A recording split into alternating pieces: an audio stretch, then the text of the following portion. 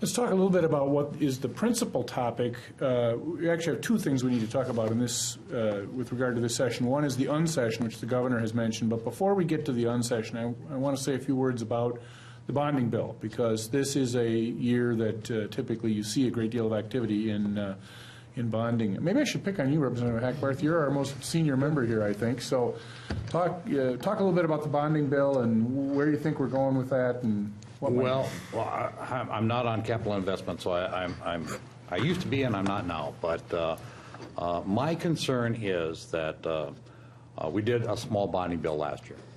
And as that was progressing, that small bonding bill was getting bigger and bigger and bigger. And you need Republican votes to pass a bonding bill. I mean, you need the minority votes to go along with it. Because you got to get to 60%. That's correct. Right. So you need buy-in from the minority party. What was happening? The bill was getting larger and larger. Representative Hausman had a little bit of problem with some of the negotiations that were going on. It's okay to do a bonding bill in a budget year if you have some emergency things that have to get done. I understand that, and that's okay. But to just add some other things onto the bonding bill in a budget year just isn't right. So there were some negotiations going on. Representative Hausman didn't like that, and we passed a small bonding bill, and we got that done. It needed to be done. So, but with those negotiations, there was kind of a deal that was made that what are we going to look at next year? Are we going to have a $200 million bonding bill this year and then a $1 billion bonding bill next year?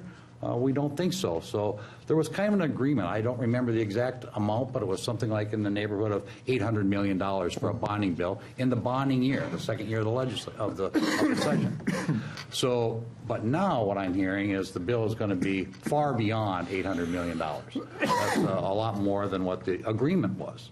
And so I don't know whatever happened to that agreement, but there was an agreement. And it's almost like they just tossed that out, or they're not even don't even remember that happened. And the governor wants a $1 billion plus. I think Representative Hausman wants a $1 billion plus, and I think it's going to be very, very hard and difficult to get Republican votes to pass something like that. Senator Franzen, your thoughts? Well, I would say interest rates are still low, and we should take an opportunity to invest in infrastructure in Minnesota, because we're lacking, in particular in transportation. And although I believe we need a sustainable, separate funding for transportation, I was a little disappointed that Southwest wasn't on it in the governor's proposal. But I do believe that we need to have a decent amount. I don't have a particular interest of a particular number, but I hope we're a little aggressive and have some projects that are needed, and that we're prudent about what those projects are, and we are able to prioritize. Well, I don't recall the agreement, but I wasn't necessarily in negotiations. I have heard since then that both Senate and House and both sides of the aisle, we're talking about an 800,000 figure, or 800 million figure. But I think one of the things, our side coming in looked at stimulating jobs, finding jobs for folks out there in our economy was an important issue to address, and I think that's why there was pressure on our side to try to pass a larger bonding bill in the first year. I also think that we've had several years of not addressing issues or seeing things being set aside and not addressed. I know, for instance, the community college in Faribault has been pushing to have some repairs done to their buildings, and constantly see it vetoed or not included in the bonding bill. There's pressure out there from various entities to have a larger bonding bill.